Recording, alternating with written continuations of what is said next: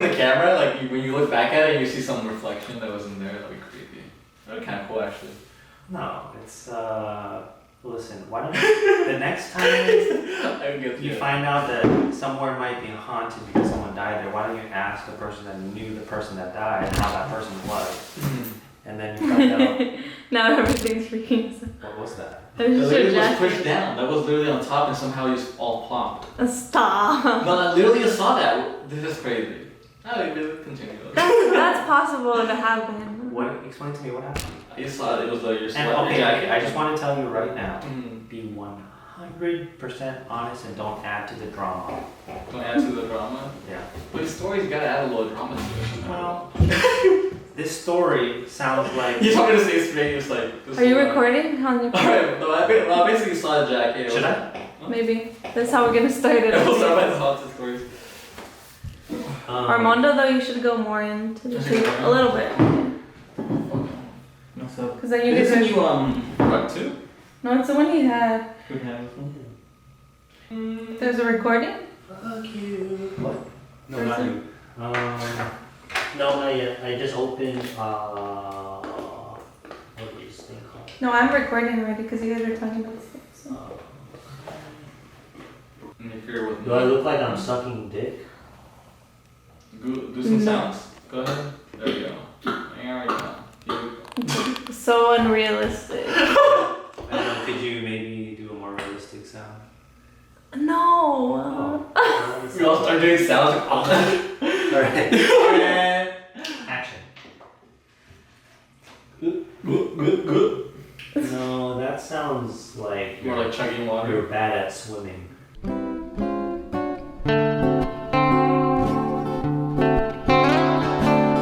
Do you want to put this in? Should we put the Gomez in there or what? It was right here, but you sort of moved it out of placement. I remember it being here. You wanted it in a very specific place. A lot more center. Sure. Yeah, sure. No, before you were like, yes. So It let's looks do good that. about, yeah. Okay. It kind of matches the pink, the background. Like it goes Is with this kind of minty color in there? If you guys want it, him in there. Mr. Pinkstein. Yeah, Mr. Pinkston Pinkston Gomez. I think he's facing a bit He's the more host of this. Armando. And He's facing me? I don't like that. You don't like that? You want him to look at you? It seems very echoey, right? If Yeah. you put your headphones on, like it sounds very echoey. Hey. Can you make a choice? Hmm? Can you make a choice on that face? That's like wearing two masks at once. Like, what are you doing? Which one are you going to wear? The yellow or the clear? Why not both? Los dos? ¿Por qué no los dos? Yeah, because one is for function and ¿Por the qué no other... los dos? Huh? Because one is for function and the other seems like an odd decoration.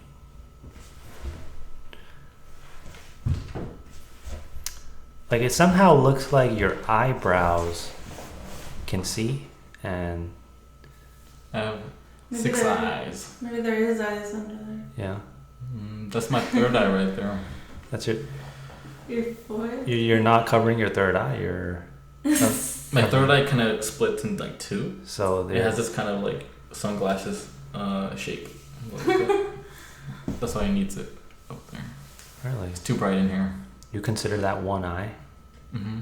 Mostly it's one whole eye. It's So connected together. How does it see? I can't describe it. It's kind of a hard one to describe. Is it like looking through a kaleidoscope? Mm-hmm. Or like a bird's eye view or some type of like thing like that. So if you or like cover a spider. If you covered the two sides, like what do you see through the middle? Explain that to me. You can still see a lot. It's like you're think about like a cyclops, you know, like that little ray of line, and there's like 2 circles, right? Mm-hmm. If you're covering one eye, I mean, you can still see through that little ray right there.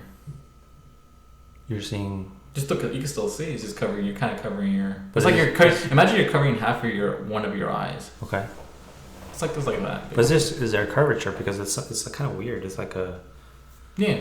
So imagine it's just all one eye. So you're telling me you see exactly the same from your third eye with your regular eyes. Mm-hmm. Welcome to Primal Primos. Are you recording? Mm-hmm. Okay.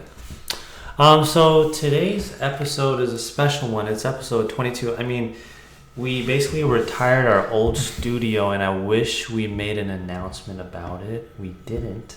However, it happened. And there's probably not much opinion that you can. They probably didn't like have it. on Maybe the they didn't even like the podcast. setup, or they can't. Wonder what they think about it now that we switched. They're like, Right. there's gonna be those people saying like, oh, I like the other one. Bitch, Armando, you never even brought it up. You're blowing it up. Nobody has commented. No, I'm saying the people that are gonna podcast. start saying that, they're gonna be like, I like the other one. What makes you think they're gonna say something now if they didn't say anything before? That's if they say something, they're gonna say they like the other setup. So you like to focus on things that will never happen? No, I'm just saying hypothetical. Just keeping it fun. Keeping it fun. This is so we want to do a. Let's see. I feel like we're gonna get guests soon, right? And what are you doing? I'm pointing at all the guests out there. You know who you're gonna be. You know who you're gonna get on. Okay. Here. Don't worry. Well, don't be mad if you aren't. If I didn't point at you. Yeah. And so we want to get some practice. And so today, I felt like the last episode, you interviewed me, it felt like. I mean, circumstantially, a lot was happening in my life. But this time, it's more by choice and not by circumstance. But I am forever interested in you, full homo. And I think we're getting closer and closer together. But that's beside the point. Getting further and further apart. This table. That's true. And I'm just imagining a big ass long table. Yeah. And we recorded it like that. I mean, how would that even be possible? Some podcasts do that. Rick Glassman has it in his home. He's on the couch, and then he has a balcony, and his guests are in the balcony. You can hear some of the cars go by. Well, that's because of COVID, right? Yeah, it's because of COVID. He has them outside in the balcony, and he has it closed off. Yeah, I'll be like, bitch. No, it's kind of open. And he calls it the balcony series, which is kind of interesting. How far is it? Like, is it almost like one end to the other end of the room? Yeah. Kind of like that. That's yeah, so long. It's You're just like basically far. like, hey. I mean, you need headphones. If you don't have headphones, you definitely won't be able to hear each other like that. I'm sure it's awkward. It's like imagine you're trying to get at a girl, right, at a bar, and usually you give the look, and then you sort of match eyes. I don't know, I've never done it, but movies. Yeah. And then you give a little smile, a charming smile, right? You don't yell over at her, "Hey, you're cute!" That doesn't happen. But in a guest podcast setting, like Rick Glassman's house and the balcony, that seems a little weird if there were no headphones. He should try that. We should try that? Or he should try that. Should, oh. Yeah. There aren't any headphones? They're wearing headphones. Oh, okay. Yeah. That seems, I don't know. I mean, if it's working for them, I guess. Yeah, I had to bring like a microphone and be like, or you know those old buildings where you could like, if you speak to one part of like the crevice in the wall, you can hear it through the other end of the freaking building or whatever. Like those old, they always say those like in the tour guides. They'll be like, oh, if you put your mouth here and you say something in this little crevice, someone stand over there on the other side. You're gonna be able to hear the other person speaking over there. That's probably the name of the podcast. 2 Boys, 1 Crevice. Why do you say that? Well, there's just be like 2 co-hosts that are boys and speaking through a crevice. I think it's a little crevice.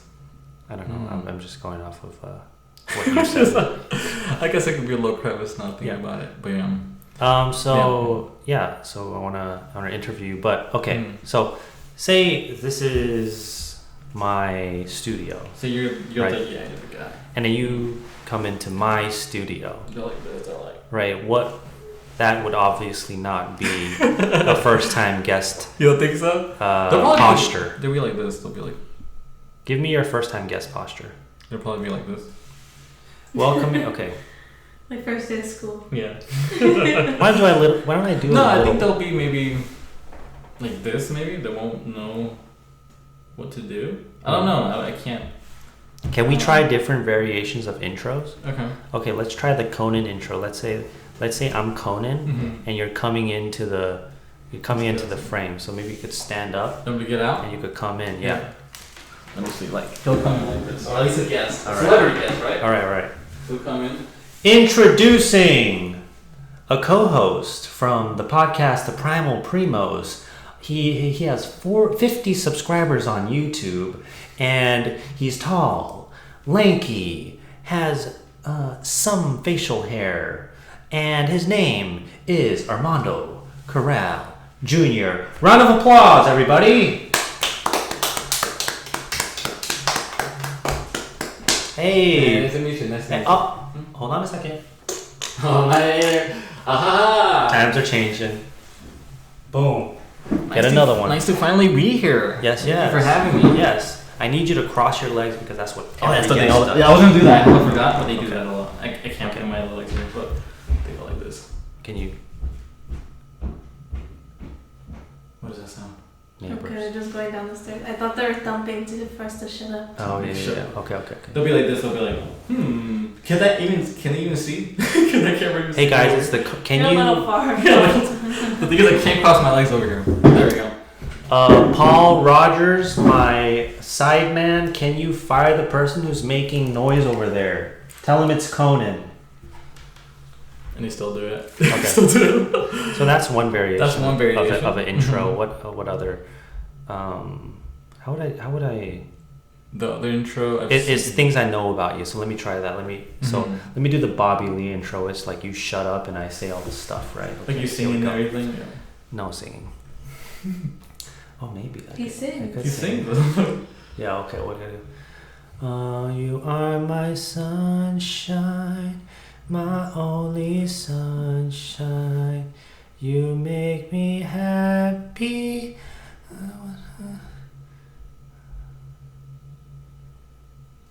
I try to put myself in preschool and I don't remember that far. Well, today we have a special guest. This person is somebody who has positive energy.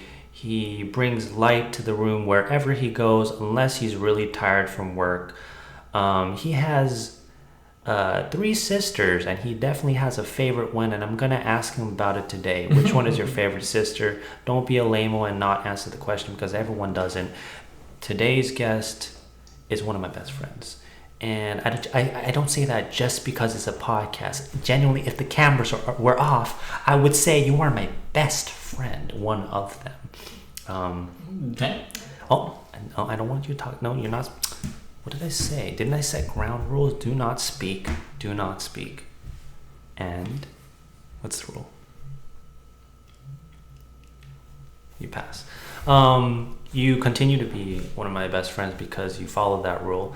And now you're here. Welcome, Armando Corral Jr. Thank you for having me on this lovely night. So, what's your relationship with cuteness? With cuteness? Yeah, when was the first time you realized? I thought something was cute. No, what's your relationship with cuteness? Like, how do you feel about being cute yourself? Like when did you realize you were first? So Try to finish my sentence. When I was first I noticed that I was attracted, like that, No. like that, a cuteness, attractiveness, Yeah. or what do you mean, cuteness? You know, I gotta give you some respect there. You didn't jump in there with the full confidence because it would have sounded cocky. But what you did do there was sound inquisitive and go, is that what you're going for? Mm-hmm. So then now it doesn't sound cocky. Mm-hmm. I was kind of trying to You set wanted you me up to there. sound, yeah. Yes. So let me start over. It ain't that easy. Let me start over. I'm like, it ain't that easy. Crazy. Okay. When was the first time you realized that you weren't as cute as you used to be? That was a better question, Right? I think. Right when I was out of college, I think. Out of college. You're like, damn, these are gonna be the downhill years now. Like, I think, yeah, because most people say like back in my heyday, and they always refer back to their prime years, like high school or college years, when you're the most prime. You're like at your peak physically and probably also a little bit mentally. I think as you grow older, you get mentally. I think you grow mentally more mature, but the physicality part of it is not so good. It declines a lot more each year, like a lot more. So It doesn't go like this. It goes each year, boom, boom, boom, every year.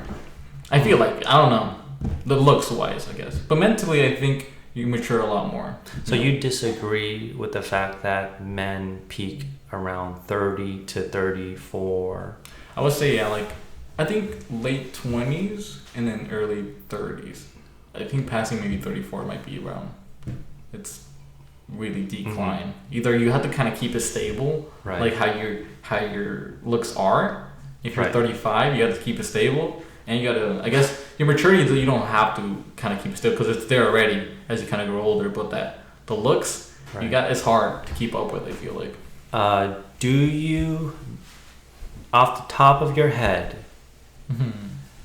where do you know where you would rank yourself on the cuteness scale from 1 to 10, and how often do you think about that? The cuteness scale. Right.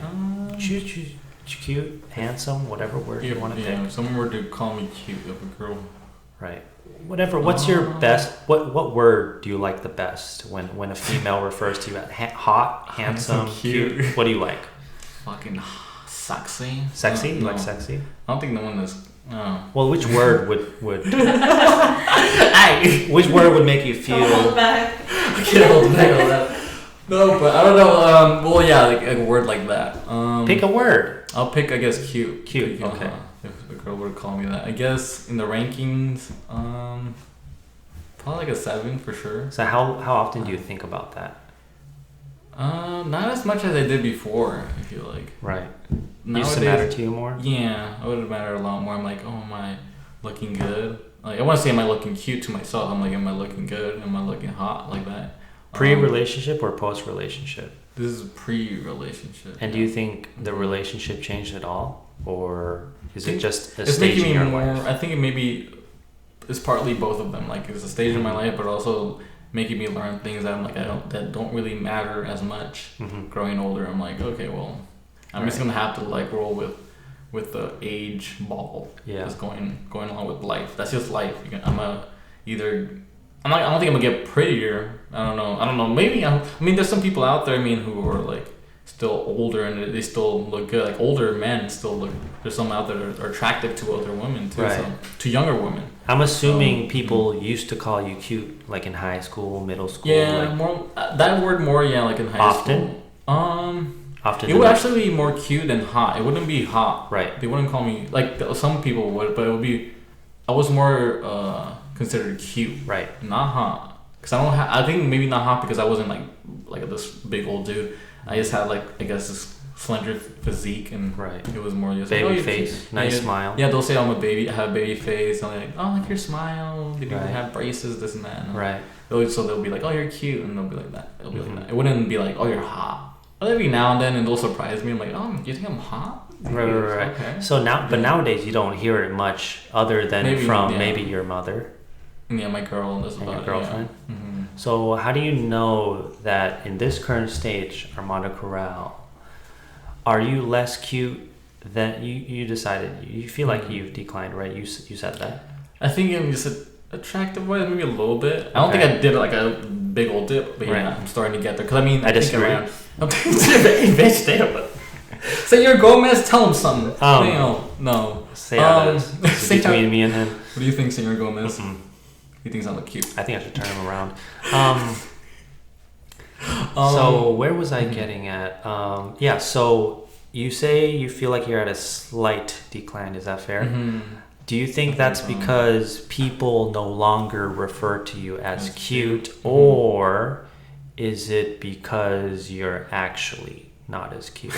Those are two separate. No, I think it's more because I look at myself in the mirror. I'm like, oh, like I'm not as good looking as I was maybe 2 years back. I'll say either I'll have a little more love handle, my hairline is receding more, or something a little different. I'm like, for sure this is not an attractive quality. Right. So that's why I'm like, okay, that's why I deduct points. I'm like, all right, let's look ourselves in the mirror today. Let's see, your teeth, you're grinding them too much.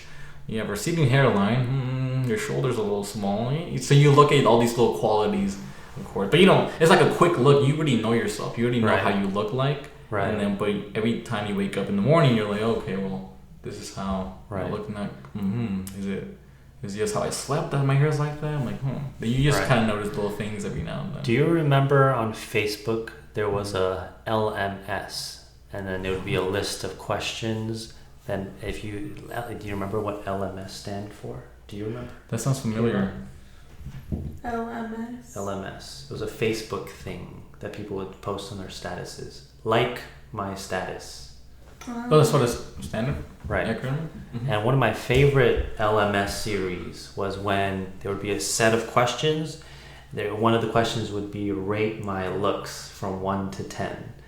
And so, the set of questions, to me, the other 9 were bullshit. That's the only one I wanted to know. I said, okay. LMS. And then they'd be like, you used to have a crush on me. There was different things like that, which were also pretty spicy at that age. Very kinky questions. Or very for that age. Flirty type of questions. Right. They used to do that on purpose. Did you have a crush on me? Mm-hmm. And then if you for sure answer that, you're trying to look for a good time. Or trying to be flirty back. Right. Yeah. I want to get some answers that no, I didn't have one, or yeah, I did. And the thing about those statuses is that you could have a nice thread going on in that comments, and then everyone would see the flirty interaction you would have with said female. Yeah. Did you ever LMS your crushes or other women you were into? No, I don't remember ever being involved in that. Or at least commenting back. I don't think I did. I can't remember. Christian. No, I can't remember. Those specifically in Facebook. I'm trying to remember. Are you saying something in real life too? No, did you ever like someone's status to get an answer where you lied on it? Because I remember I got a couple 7s and 8s and I was happy. Oh no, I got 8s. I got 8s and I was like, 8's pretty good. Yeah. But you never got any. I don't think I remember. I'm sorry, I didn't have to say any of that. Now you got 7 or 8. I feel disgusting. Now I feel disgusting. I shouldn't have said Are you that. flexing on the LMS? Can we edit that out? We saw your face. You were proud. Yeah. Oh, well, let's just say that was acting, and nice. Now I'm disgusted at myself. But I would say you're an attractive guy.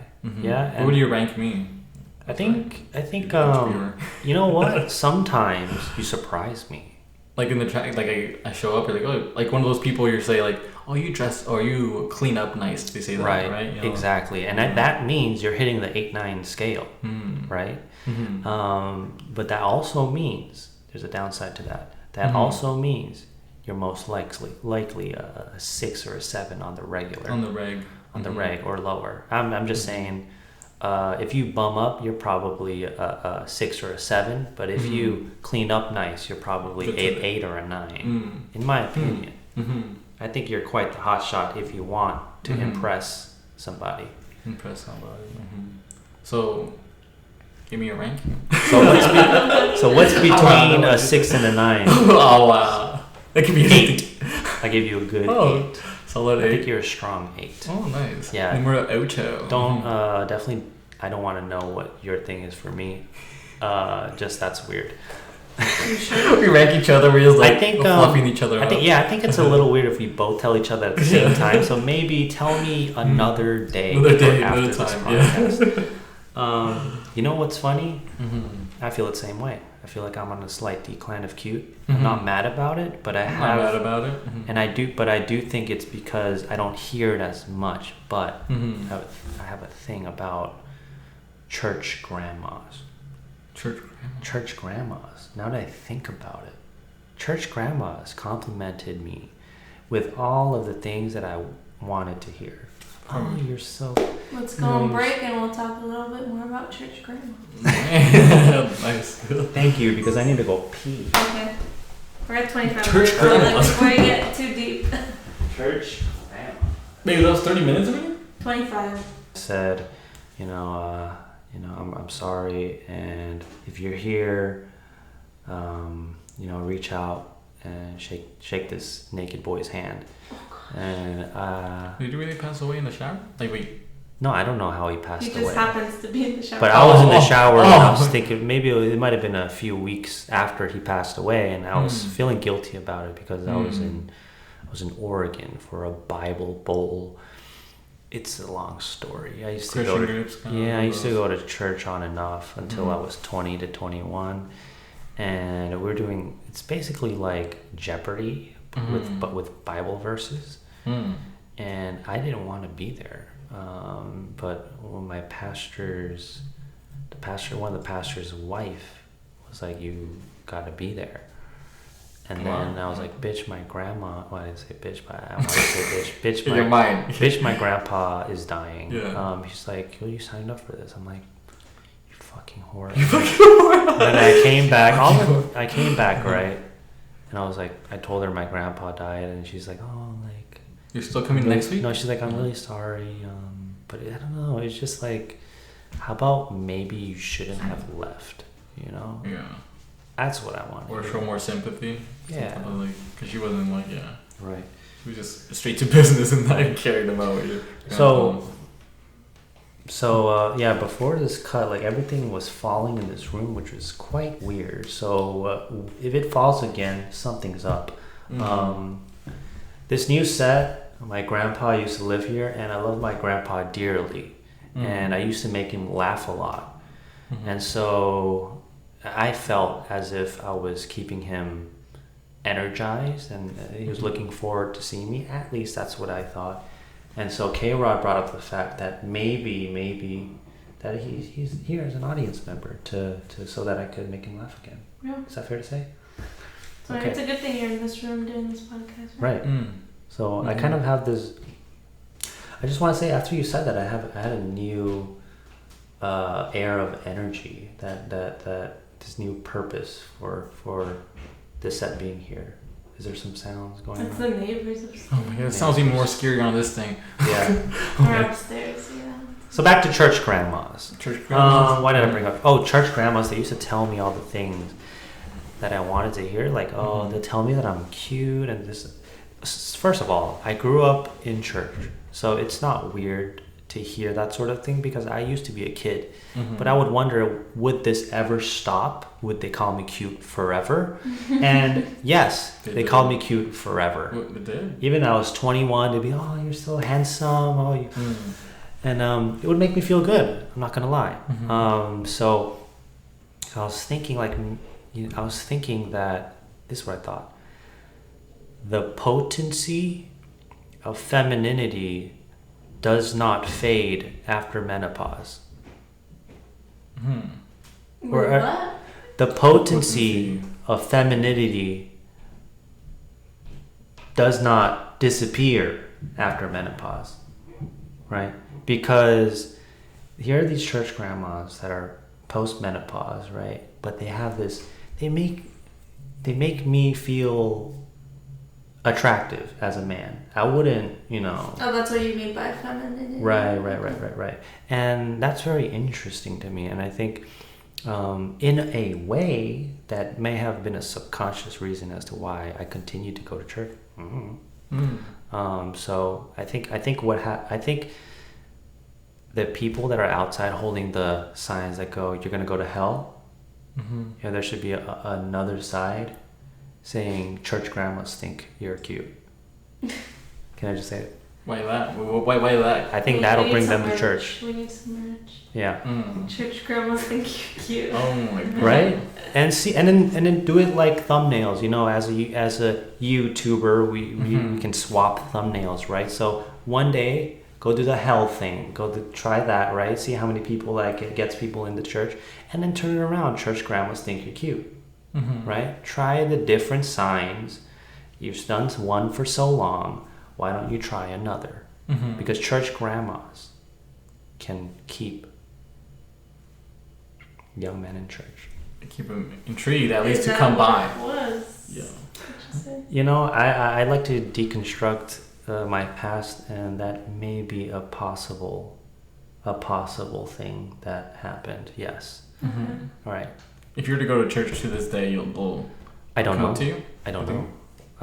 This is a thing that after I thought of this theory, I'm like, are they doing this to hold me hostage in Christianity, or do they actually think that I was said cute, handsome, right? So if there are any church grandmas watching this, please be honest in the comments. Be honest with us. Church grandmas.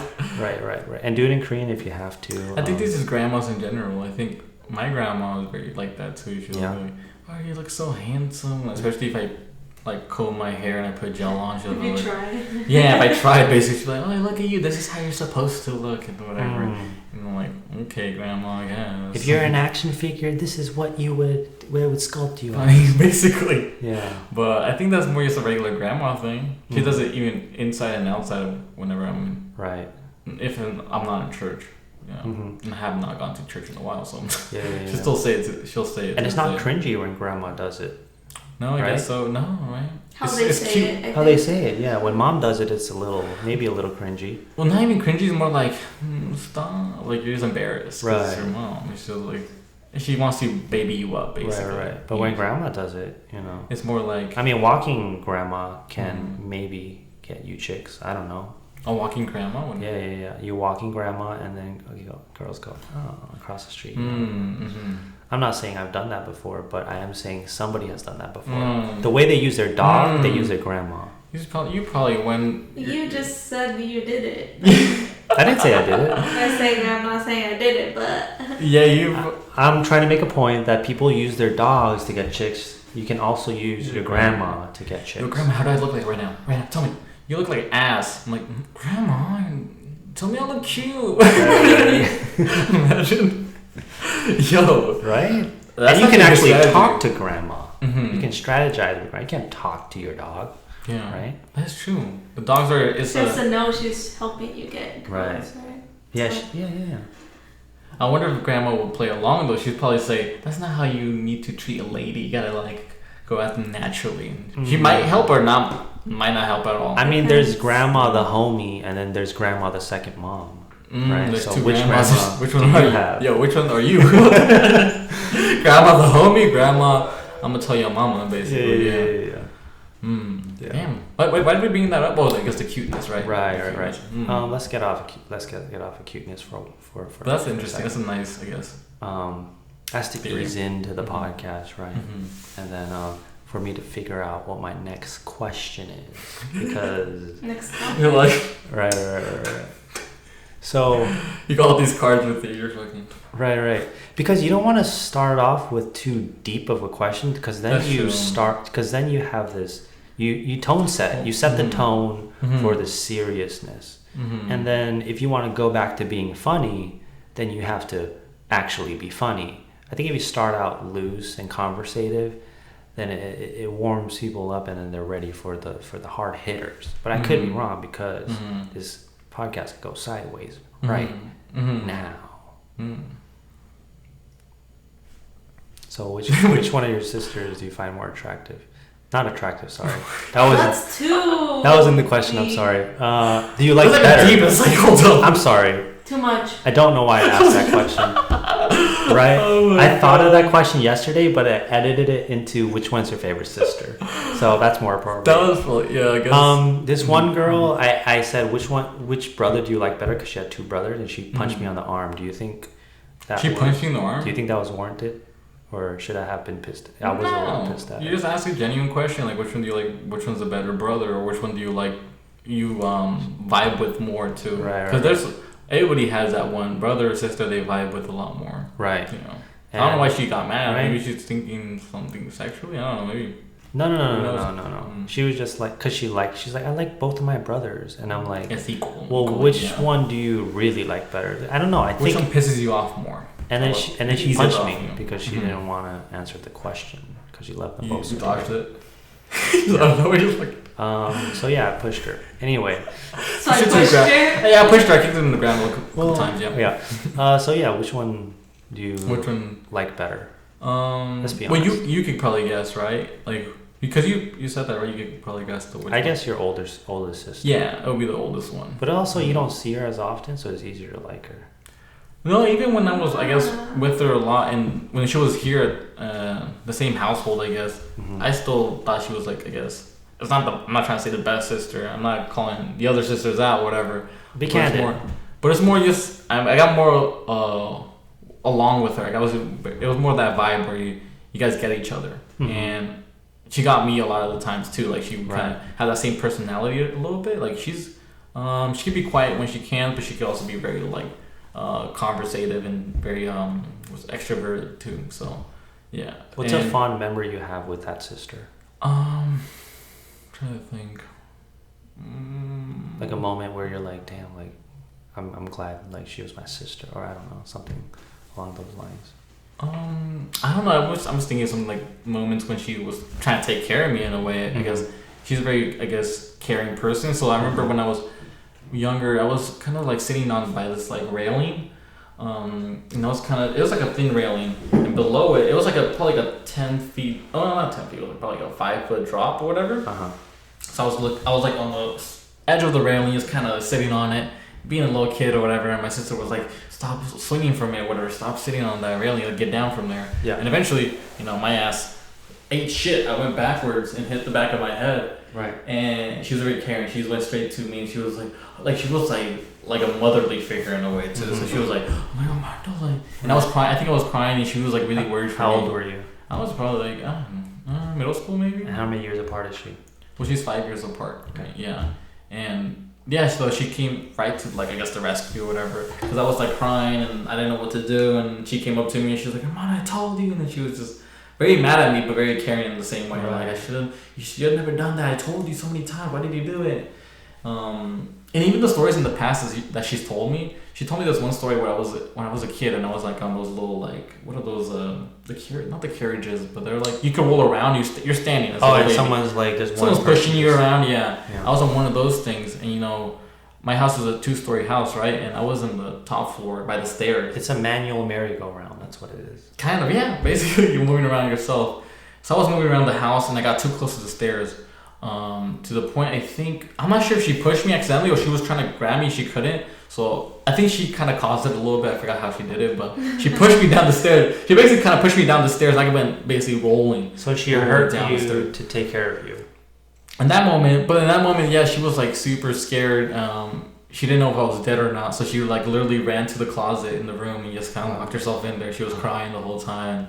Oh, she didn't go to. She didn't go to check, but miraculously, I was good. Somehow, I never hit my head rolling down. I remember dreams about this, me rolling down the stairs. And how I never hit my head. It was always like somehow I landed the right place where I didn't hit my head, and I landed basically like still, like I was on my feet, and it was just rolling down a little bit at the end of the stairs. I'm like, oh snap. How old were you? A little kid, a little baby. I was a baby. I think I was maybe like a year old, 2 years old. And she told you that story? She told me that story many times to me, like even aunts and like family members. And I'm like, "You did that?" I'm like, "God damn, you left me for dead." Like, hold on. Why did she tell you that story? What was her take on it? I don't know. She just felt really bad about it. She was like, she couldn't believe it herself that I survived basically in that situation like that. Mm-hmm. And she just left me like alone. She didn't even check for me until my parents came by the house. Did she feel a little regret about it, or did she kind of laugh it off? What's her take on that story? Is there a moral to that story for her? I don't know. It's more like she was she was the only one taking care of me at that moment, and she kind of failed in her job a little bit. But somehow, she didn't really fail because I was still alive. Right. You know what I mean? Wait, but how old was she if you were 1? She was only 6. She was maybe like 6 years old. She was a kid herself too, taking care of me. I mean, our parents had to work too, so we didn't have a babysitter at that time. But she was, very mature for her age too. So wow, 6. Yeah, or around that age. Maybe I was 2. I see why she ran away. Yeah, she was super scared. She was a little kid herself. So she was like, "Fuck! I literally killed this baby." Let me just go in the closet and cry. Yeah. So I always think about that story. Like she remembered, or it was just like she could remember that. Like it was so impactful on her life. Like she really thought she killed me. But but she cared for me a lot because she was crying. She didn't know how to handle it. That's an interesting story to tell someone who asks you why that person's your favorite sister. I don't know, just she almost killed me, and she felt really bad about it. She almost killed me, but I like her, but she cared about it. All that matters if she cared. Right. If she cared, that's my first. But now she seems like we talked about grandma the homie or grandma the second mom. That's the flip side of being the positive of being a second mom is that they're extra caring and loving, and sometimes you need that. It's overbearing if it's happening too often, but sometimes every now and then it's nice. I think, for sure, she's a lot more caring than my other 2 sisters. They're a lot more. They probably laugh when you fall. Yeah, and she comes to the rescue. Yeah, she comes more to the rescue. She's like, and I think she's like that too. My other sisters, I think she's also kind of like a motherly or like a bigger sister kind of figure to them too. Right. And yeah, she's like the bigger sister too at all. Yeah, I've met her, and she's definitely very nice. Very nice, Mm-hmm. very approachable, Mm-hmm. and she, I don't know, this is weird to say, but she catches your vibe. Mm-hmm. I don't know. I felt that way. Yeah, she'll maybe catch your vibe, maybe yeah. it was. She doesn't care if you're like a weird person or whatever. She'll basically want to understand you because she's open-minded like that in a way. And your other sisters, I don't feel the same way about. They'll set their attitude and they'll keep it as that unless you change their attitude. Then you could, but right. So it feels like I have to almost prove to them that I'm worthy, but I'm not willing to play that game. Nor do I think they're willing to play that game. Yeah, they're like, oh, I don't want to play it either. Right. And you're like, I don't want to play it either. Yeah. But then my sister, she'll be like, what are we playing? And she'll be like, okay, let's play it. Yeah. She won't even know. Right. In a way. So it feels easier for me to start conversating, and to joke around with. Mm-hmm. Approachable, like you said. Yeah, she is very approachable. You can kind of talk whatever, and she'll listen, and she'll be like, okay, what are you talking about? So when I look at you, you're an interesting combo of a person. You used to be a sportsman, an artsman, and archer, a goofiesman. A goofiesman. Ooh, I like that goofiesman. So yo, that should be like a little sticker, like so. A goofiesman, huh? Like all those traits, basically. Sportsman, artsman, goofiesman. Right. What would the last image be? Like the other ones would be like, of course, maybe like a soccer player, an artist, and then the last one would the goofiesman. The goofiesman. Maybe a clown, but a modern clown. So what would a modern clown look like? Hipster clown. A hipster clown. Any person on the street, basically. Any person on the street with the clown. I'll throw shade at you. Clowns. All of you clowns. All you fucking clowns out now. You're not gonna make any friends doing that. Going out on the street. You clown. And there's a guy with the sign that says you're going to hell, and you have clowns. Y'all are clowns. No one's gonna be taking you seriously. No. Oh shit. What kind of cult is that? That's what questions you're gonna get. What were you saying? So you were saying. I was gonna say something. Sportsman, and you have. So I felt, was that on purpose? Do you felt like you picked these attributes? Because I almost feel like the new cool is to be someone who's strong and smart, right? So then take I'm trying to think of an example. Take Joe Rogan, for example. I think he started this trend. I don't know. I'm just throwing it out there. He's strong, fit, right, and the alpha type, but he's also pretty smart. He knows a lot of things. He retains information. So now you have your own combo going on. You're a sportsman, you're a goofiesman, and you're an artsman. What, was that on purpose? And just. This is all part of the fucking plan. Was it all a part of the plan, or did it? The plot. The next stage is gonna be a scientist. Just get ready for that. No, that's not going out too well.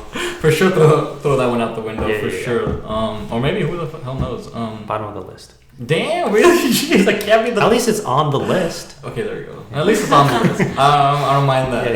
It'd be the very bottom, but I don't know if it was planned, or maybe because it's part of my personality that I like to do a lot of things at once. And throughout my life, I like things that if I see one thing that I like, I'll do it very. I'll approach it with 100%, I guess, at times. And that was one of the few things in my life. Like art, I approached it 100% at times. And soccer, or sports, karate, I approached it 100%. So, and it was a big impact in my life. But I don't know. I think it's got more lucky, I guess. I mean, there's some other people out there who are also approaching things like that in their life, and they have multiple kind of skills in their life. But I think it makes a person's life complete. I feel like, at least mine. Like I'm learning these traits as I kind of live. There was a phase in my life where I was like a sports guy. I was playing soccer all the time, and it's still somehow in my life a little bit. But you were the leader of a school club. Yeah, I was basically the captain. Yeah. Right. So then there was a point where I did like sports a lot. And I was very I put everything into it, but that was a phase. That's the thing about life that's kind of beautiful. Like there's these phases, and I feel like you need to learn something from each of those phases, or it's just kind of a time wasted, Right. And I think I'm learning from each phase of my life, like being an athlete at one point in my life, and then being an artist. I'm probably still am an artist right now. I would say I'm an artist. And then there's other and so forth. I guess different skills I learned throughout my life, and what I basically go at it 100%. It depends, but right. I don't know. I think I just got lucky. I don't know if this wasn't planned out. I really did not plan this shit out. It's just more like along, flowing with the wind, basically. Whatever I liked a lot, I'll do it a lot. Mm-hmm. Yeah.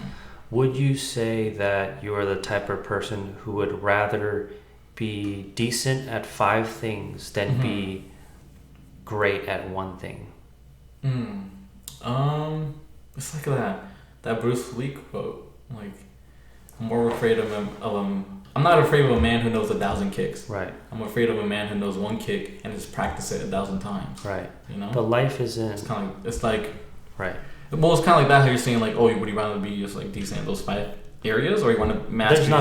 There's nothing wrong with either of those answers. I think it's a personal preference. So I'm asking you, what do you prefer?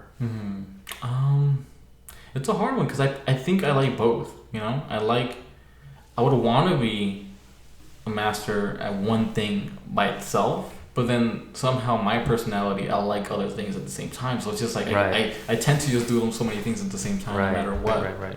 And then, do you think it'll all become one thing one day? Eventually, like it all morphs into this fucking. Well, like you said about the phases thing, right? I learned something from each one of them, and eventually, is leading me towards this thing that I am gonna be optimal at. Right. I don't know. Hopefully it does. Like, look, that's too far into the future to guess. I don't even know. I can't. It's like I'm trying to think of the things I've done in my life where it's gonna like be useful at that point in my life. Well, let's go back to the question. So you're saying your personality gravitates to wanting to do a bunch of things at once, but you wish that you could be great at one rather than be decent at 5. I'd rather be good at 1 than 5, but somehow preferentially. But somehow, like, my personality just gravitates to having 5. Is it because you don't know what that one thing is, or is it because you have 5 things? I don't know. I'm like thinking, like, is it just like a thing that happens, or is it that I'm choosing these? Because there's an argument. There's an argument of I was talking. I remember hearing Jordan Peterson talk about this. You know Jordan Peterson, right? He talked about that specific question. He was saying that when you let's say 5. Let's change the number 5 to 3.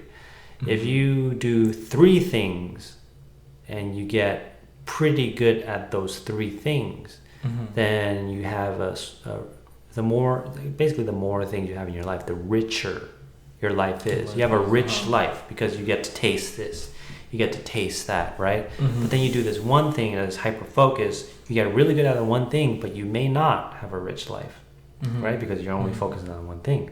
Right? For example, like being a really good computer engineer, and then maybe you never have a wife ever because you don't have time to date, or right? It falls in the sidelines. Whereas if you want to have a rich life, you want to have a wife, a kid, you want to have a career, you want to have a bunch of things. Yeah. Therefore, you get to taste all the things. Maybe you want to travel, right?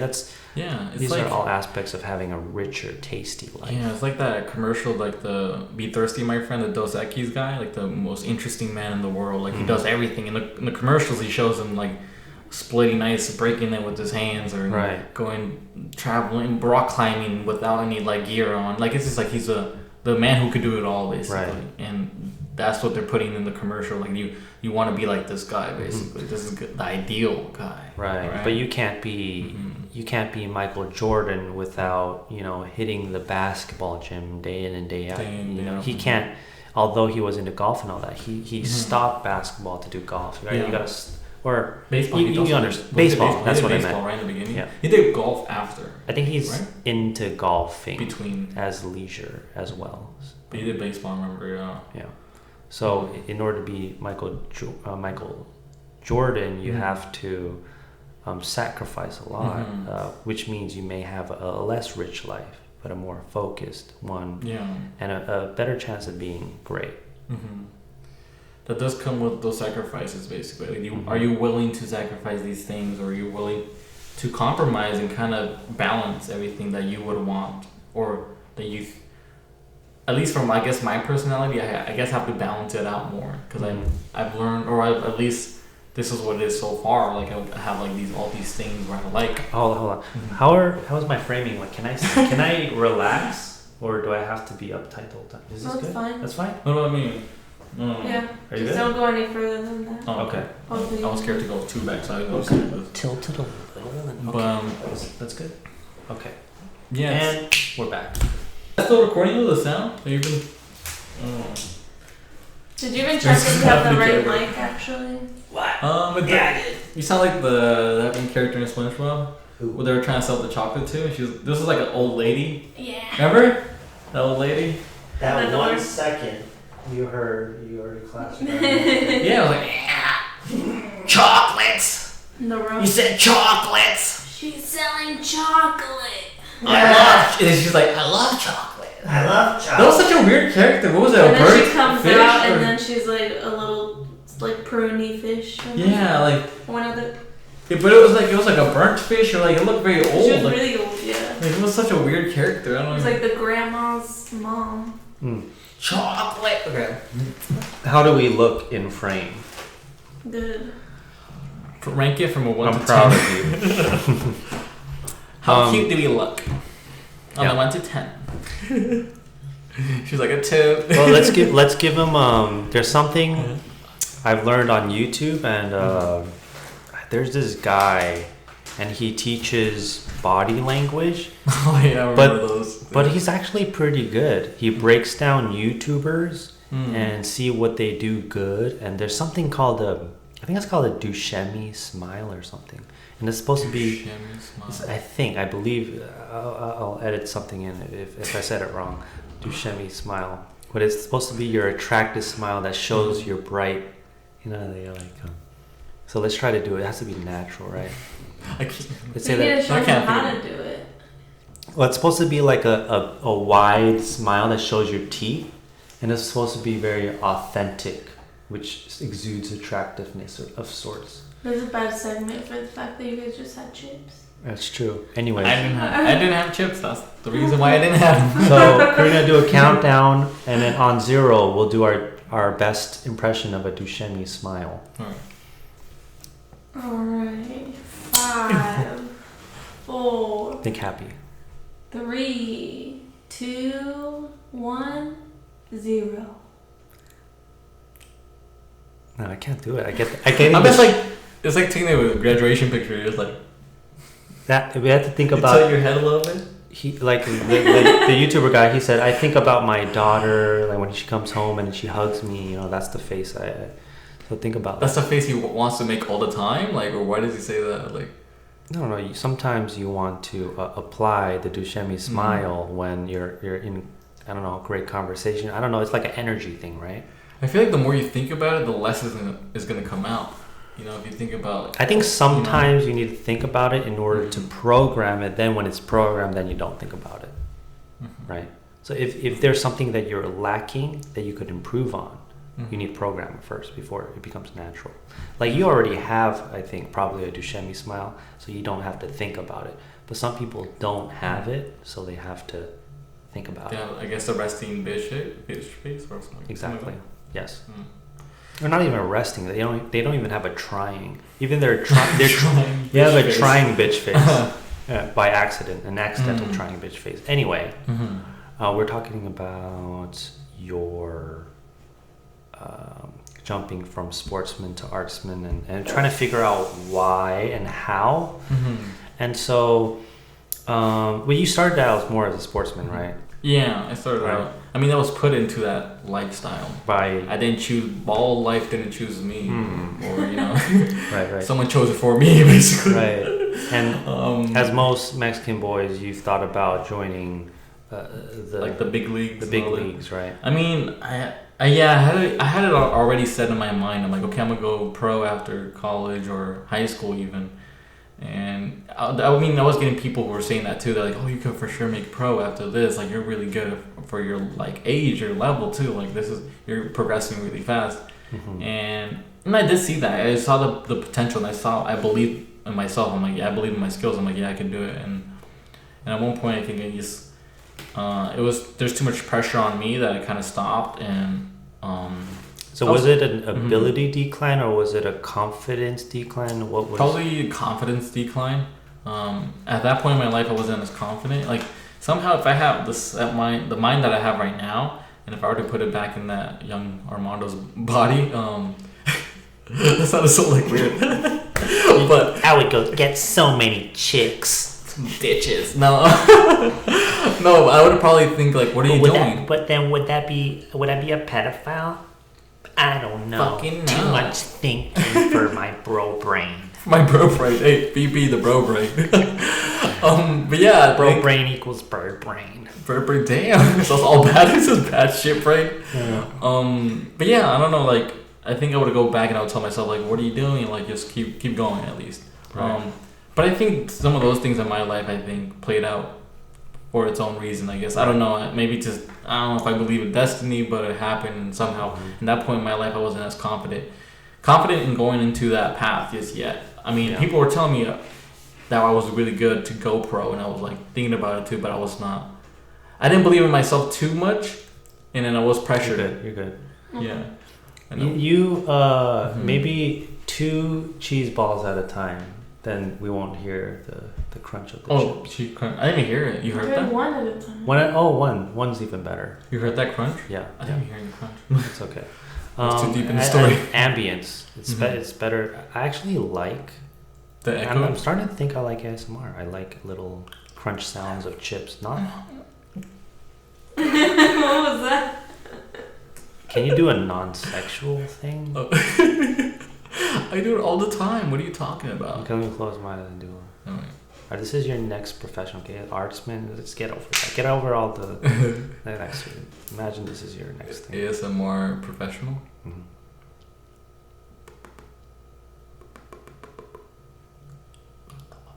Should get closer to the mic. Can you? Yeah, do it. Don't start laughing though. That's gonna hurt.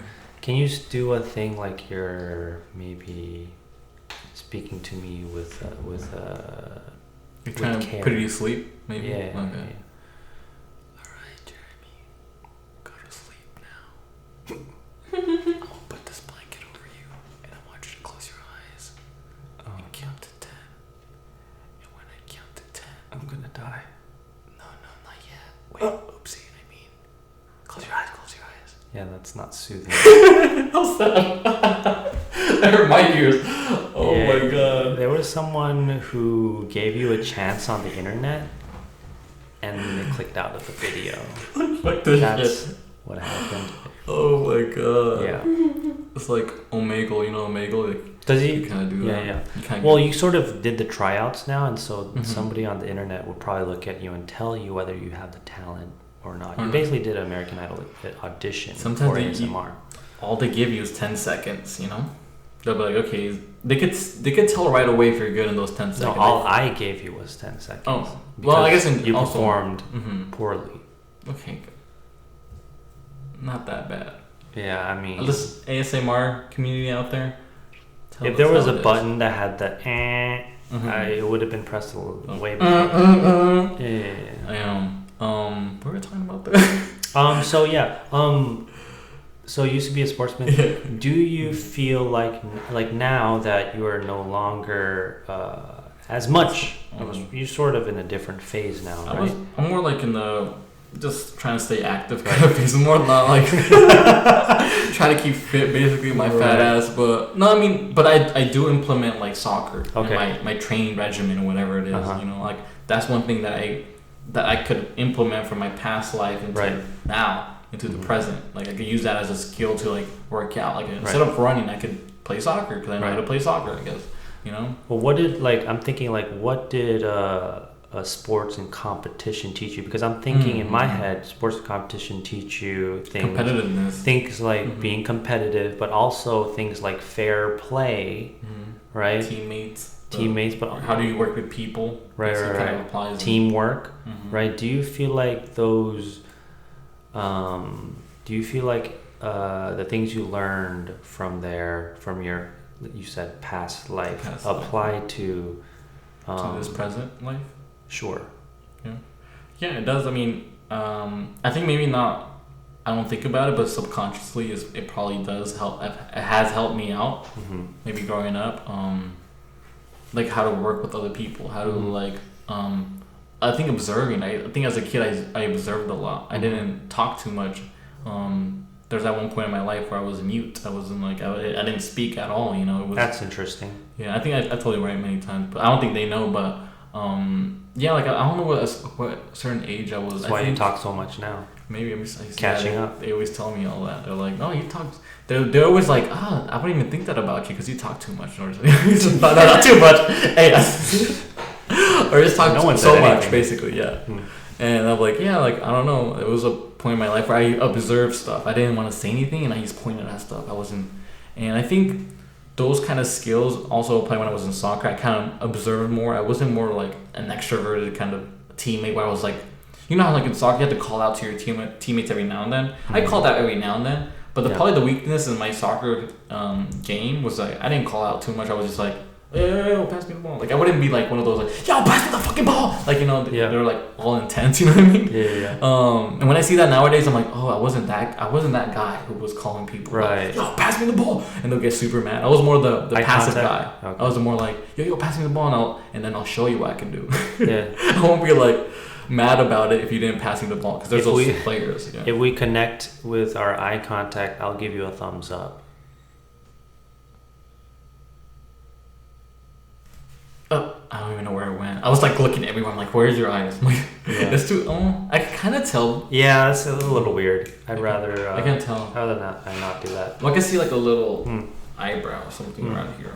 But What I if, can't tell okay. what you're looking at. Yeah. How about this? What if you score a goal? Give me your reenactment of you making a goal in soccer. How would you react? Oh, shit, let me see. Let me go back. Do the countdown. Go. Okay, Rod. So I'm the goalie or something, right? I'll be the and goalie. I score. You score on me, right? So. And then count down to 0. On 0, react. Okay. 3, 2, 1, 0. Oh, whoa. Yeah, fuck. That sounds so fake. Yeah, I can't remember. I really can't remember how. I know a lot of your friends know you as an actor, and if you guys you guys have never seen any one of his skits, you're not gonna watch him now because that was horrible. I'm trying to remember. I cannot remember. Can you do a take 2? Maybe you need to ease into it. Yeah, I'm trying to remember. Okay, watch. Let me put the glasses on. Maybe Do you want me to give you a longer I'm countdown? intimidating you, huh? A longer countdown? Maybe a longer countdown. You went, but I thought it was gonna be a 10-second countdown. She went straight to 3. I'm like, oh shit. I was trying to be intense like when the goal, right? It's like crunch time. Oh, I see. Okay, imagine people cheering. Okay, let me tell you. Close your eyes. You're cheering. Okay, and then somebody just pass the ball to you, and it's like the final 10 seconds. Okay. Right, and then get a couple of deep breaths. Just really sit and think about I am there in this game right now. Okay, give him 2 more breaths and you start counting down. 10, 9, 8, 7, 6, 5, 4, 3, 2, 1, 0. Oh! What?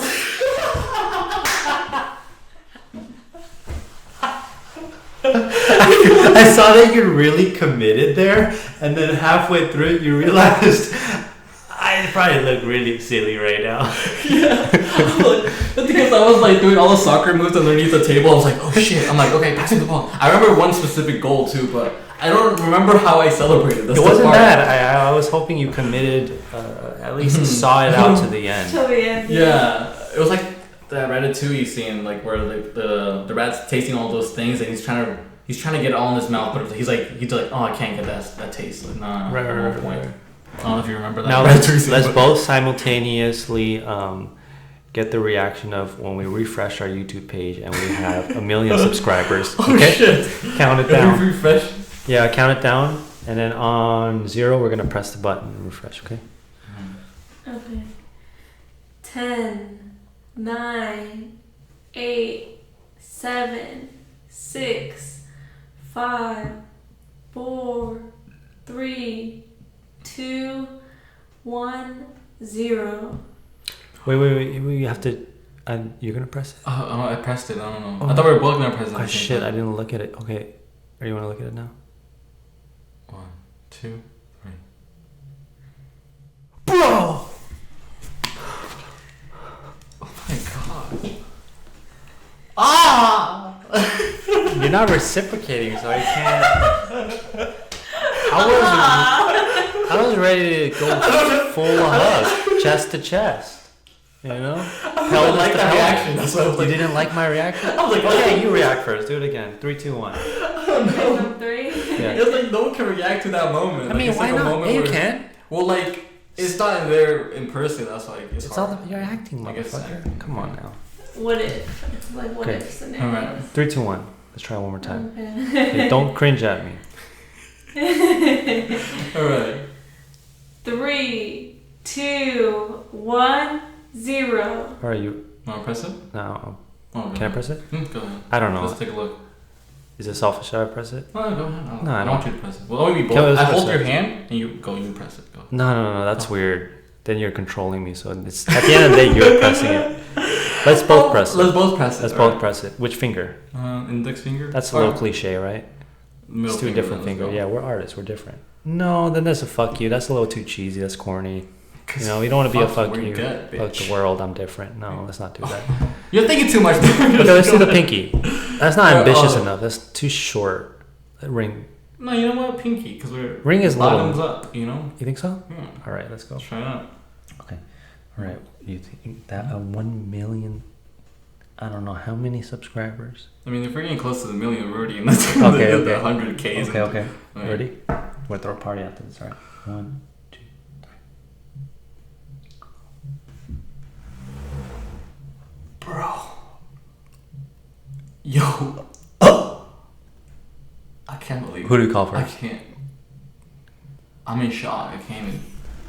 Barack Obama.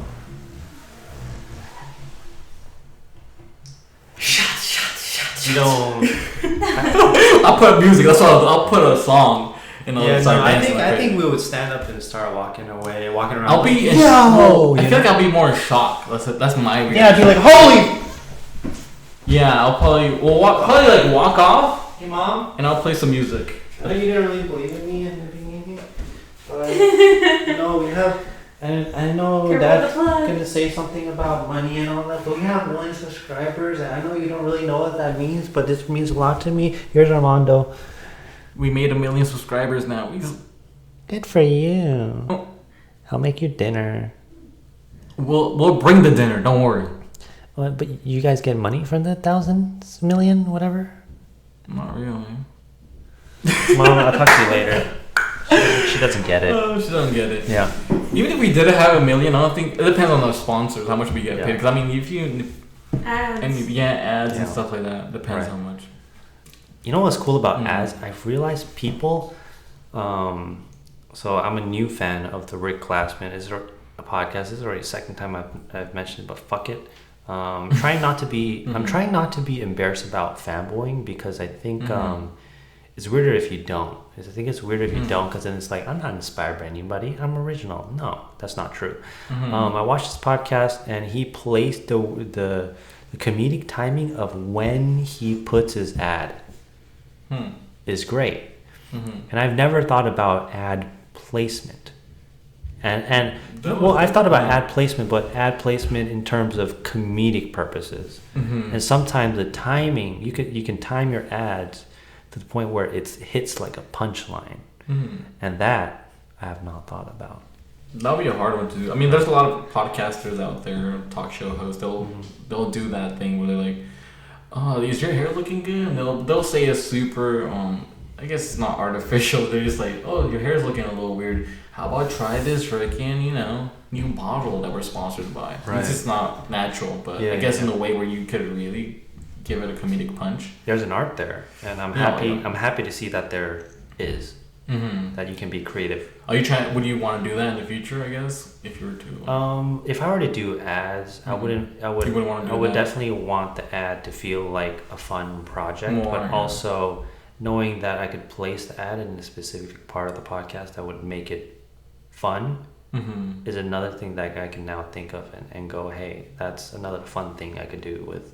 You want to play with it. You don't want that thing to basically be like a thing that you're like, okay, well, now I have to show this thing because I'm getting paid for it. Exactly. More like a thing where you're like, fuck, let's play around with this shit. What the hell? And you just go at about it like that. I don't know.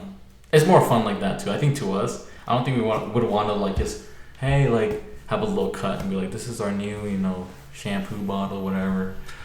Use promo code, Primal. And you'll get 5% off. I used to lose hair, and now you lose hair less. I was like, which? Because obviously, I look the same. Right? Yeah. It would feel ingenuine. Yeah. I think that was there. K-Rod, can you check out the framing on the dumpling? It's been fucking moved now, I guess. It's been moved so many times. Yo, let me turn on this light. Oh, turn it on. Here we go. On. It's go time. It's fucking go time. Yes. Are you bored of all this artist talk, or do you like it? No, I like it. I mean, it makes me think of my things in my life that I didn't think about before, like the 5 different aspects, or like many different skills that I've applied or like learned throughout my life, basically. Yeah. And if I could apply it nowadays, because you're a very go with the flow person. Yeah, I'll learn this new or hobby, whatever, a new thing, basically skill. Right. And I'll be super zoned into it for a while. Yeah. And I'll either stay with it throughout my whole life, or it's just kind of just there every now and then, You have wonderful eyebrows, by the way. Oh, thank you. Yeah. I like them a lot. You should put those little anime little cheeks. They blush. It's not the first time you said it. Is there really? Yeah, you said that a few times. That needs to happen then. Okay, well, can you give me money so I can hire some animators? No, you could just do that, right? You could put that little effect. Oh, time is money. Time is gains, and shout out to your skit. Time is gains. Time is gains. That one was hilarious when I said that. Because I had a couple of takes of saying that. I didn't use the one take that I wanted to use, but because I was laughing at the end. I couldn't take myself serious when I said that. You want to tell them what we're talking about, maybe? It's a skit that we did recently. We're going to put it right there. Oh, I've never done that on a podcast. Watch it be down here. Watch it be. No, it's actually on that side. Yeah, it's on that side. It's on the right side. Well, you put like an annotation right to pop out. It's on the right side. It's on the right side. Yeah. Go check that out. Raymundo's home workout. Check it out. No quitters allowed. No quitters allowed. And you put your newest one as well. And we can put our newest. And our newest one, we're really proud of. Not to skip on your. We can go back to it. Our newest skit is called When I'm Texting and He's Driving. And that kind of plays off of the texting and driving, which is the intrigue, but then it's actually about the passenger that's texting for the driver, which I don't think is a take that I've seen anyone talk about. We like the perspective of these people that have always been there, but then no one has ever gone to check on their perspective. I'm thinking about especially an example right now. Have you seen the movie Roma? Is it Roma? It was a black and white film, and it won an Oscar. But it was basically the perspective of a housemaid. A housemaid. I thought you were gonna say it was a perspective of a Roma sub sandwich. No. I don't even know why it was called Roma. I forgot. But it was basically the perspective of a housemaid, and it was something such a simple thing, but it went kind of deep into the life of the housemaid. You want to think about the other people's lives. You know what I mean? Can I just say I feel really engaged here right now. I'm really happy about that. We're really having a moment here. Oh yeah. Yeah. So back to Roma. Blushy face again. Yeah. That sounds like a freaking Eevee with that Pokemon. Yeah. Cute anime cheeks. Yeah, and then I think that's what we like. We like those kind of characters, right? The ones who are the outliers, the persons that you never really think about in the background.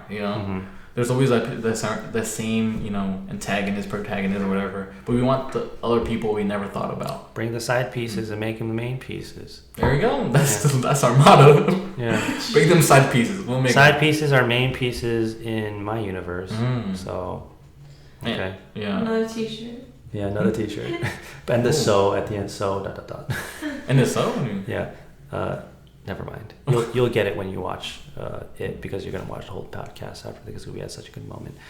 But yeah, I mean, but why are we talking about that? Raymundo. Yeah, Raymundo, and before that, Skit. Well, no, something before. You're talking about like the skill sets of like the life. Yes. Yeah.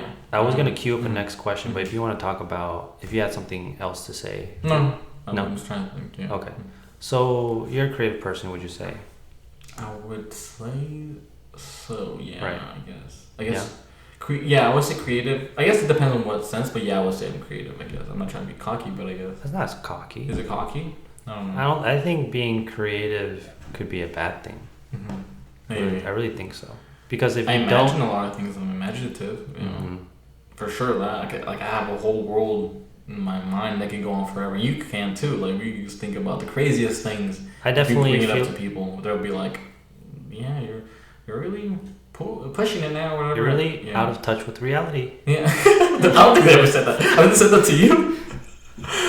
I said that to myself. I mean, what are you doing here? Like, you're sitting on a desk talking to yourself, and nobody's hearing, but you're talking to somebody. Who are you talking to? Yourself? Are you talking to everybody? Or who are you talking to? No one's gonna hear this. And so, where do you feel? Did I have a question for you already? Well, you're saying You're setting it up. You're setting it up. I think yeah. What was my setup? What you're saying? Are you creative? Creative. Right, you're a creative person. There we go. Thank you, Kara, because I was like, wait, what the fuck am I too? Thank you. I feel like I need to stop taking weed so often.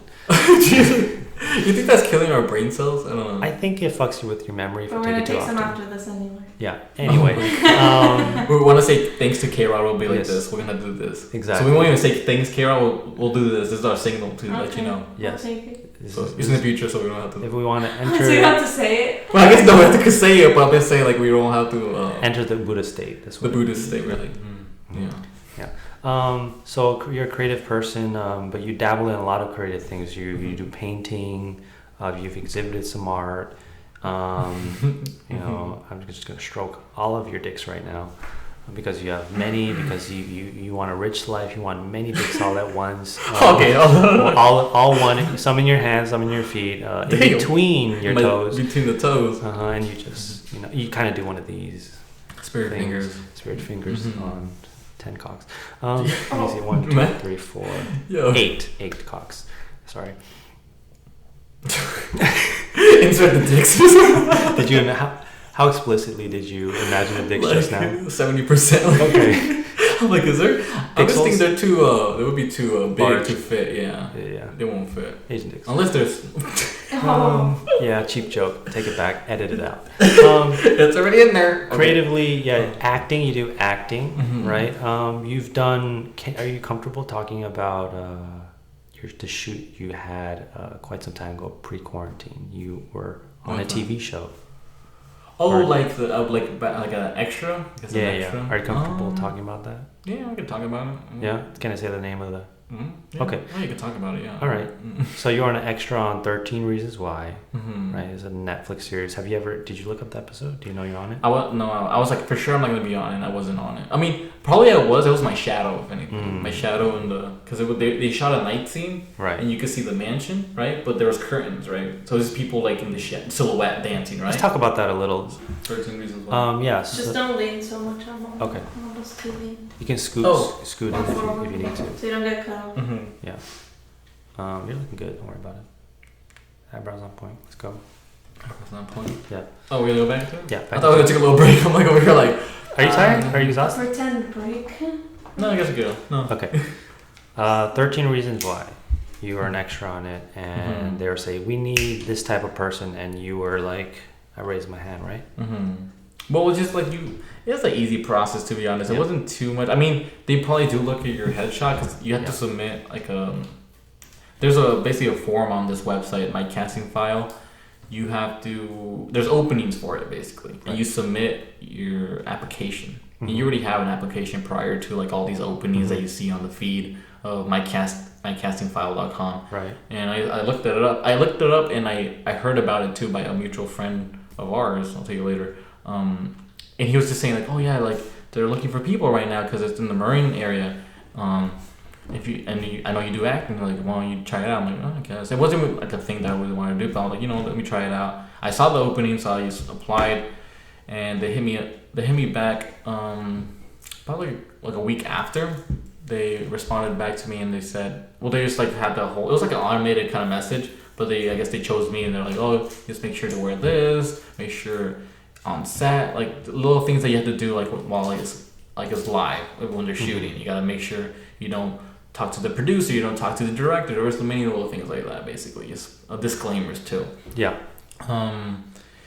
And yeah, we basically like, I went there, not knowing what I was gonna literally do. They told me to wear like spring season kind of clothing that was like, I guess, I don't know what it was. Like this seems like H&M summer look. So I brought my freaking whole closet. Basically, I put it in a whole duffel bag and I brought it along all the way to the. Do you need me to take you shopping? Why? I don't know. You brought your whole closet. It sounds like you don't have many clothes. No, well, it was the best of the best. I brought it because it was a shoot for an extra. I'm like, I gotta look hella good. You brought your fuckwear. Like, I'm fucking tonight. Basically, like this is date night. Yeah. Times 2, basically. Right. I'm gonna bring the best of the best. Don't you worry. I'm trying to catch. So I had like three baddie's eye. I had basically three different outfits just in case, and some of them didn't work and some of them did work. I had to go to like the wardrobe stylist person so they could look at me and they'll fit me to what I should look like. Because it was a house party scene. So I went up to the girl, the older lady, and she was like, so let me look at you. And I'm like, okay, well, this is not good. Because I wore like, everybody was wearing the same thing kind of too. It was a spring look. So a lot of people were wearing like a jean jacket. By the way, never call anyone an older lady in front of them. Continue your story. She's not here, so she won't hear me. But yeah, so everybody was wearing that jean jacket look, the summer kind of look, spring. Yeah. She's like, nah, you just take it off. And I'm like, okay, well, what can you... Like, I tried on the other outfits, and she didn't like it. She's like, still, something's missing. And then she looked at her rummage or whatever that she had in the bag. Unzipped your pants. Let me unzip. There we go. Show your full cock. I'm like, oh, there we go. Mm-hmm. You'll be the naked guy in the party. Mm-hmm. No, but she went behind. She had a whole, like, rack of clothing.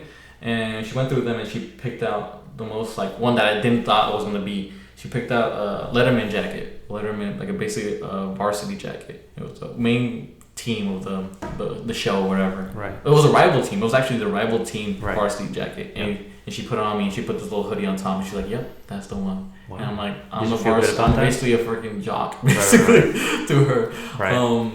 And I was like, okay, well, I'm the freaking jock, which I didn't think anything about it at that moment until they actually wanted a lot of jocks in the scenes, a lot of them. And people, and I was making friends, or I was talking to people around there, and every time the producer would come into the cabin or like this whole tent where all the extras were, he'd be like, okay, we need jocks, we only need the jocks. Or sometimes they'll always be like, we only need jocks, and then I'll be like around other like extras who were just regular students. Costume department dressed me up as a jock, and sometimes I'll be like, I gotta go, guys, and they're all like, wow, you lucky ass, and I'm like, wow, I don't know, they dressed me as a jock, I don't know. It's not my jacket, it's her jacket.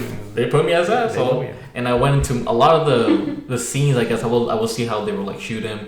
Yeah, and then in the beginning, I didn't really want to go in just yet. Like they were always asking, like, oh, who wants? We just need 3 people.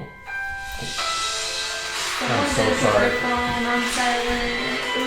That's my mom. Oh, actually, I'm Mosa. We're filming right now. Yeah, Uma's on the podcast. Say hi. Put in speaker. We'll probably get something after this. Yeah, they will. Yeah. What time are you gonna get it? I don't know. I mean, we're probably gonna film. Getting there, but I don't know. Karina might start looking for some pizza. I don't know. I'm not sure. We haven't thought about it.